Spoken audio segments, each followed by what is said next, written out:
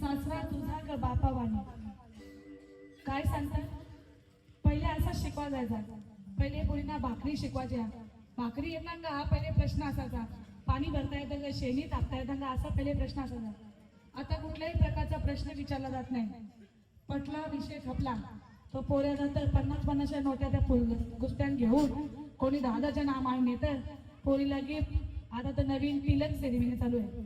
या सोशल मीडियाच्या नादात आपण आपल्या मनाला जाम कमजोर बनवले. पोरी आपल्या मनाला जाम कमजोर बनवले. लक्षात ठेवा, तुम्हाला आता सासऱ्यात जरासा काय कमी पडला तर आपण लगेच टोकाचा निर्णय घेताना दादा. आमच्याकडे तर एक असा किस्सा झाला. नवऱ्याने फक्त गजरा आणला नाही म्हणून अंगावर रॉकेल ओतून स्वतःचा जीव घालवला. मामाजांची पण एकुलती एक होती.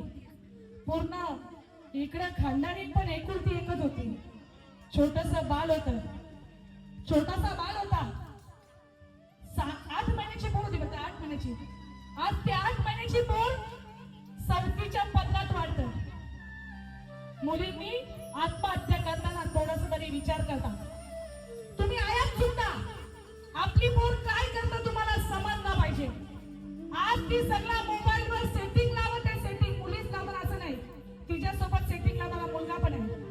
पण ती सेटिंग लावताना तिचा मन तितका खंबीर आहे का, ती संसारासाठी योग्य झाले का नाही या बघा. आणि बऱ्याच जणांना देहत्यागाची झटक्यात निर्णय घ्यायची जाम सवय. अरे आपल्याला देवाने 2 पाय 2 हात दिले आणि बुद्धी दिले.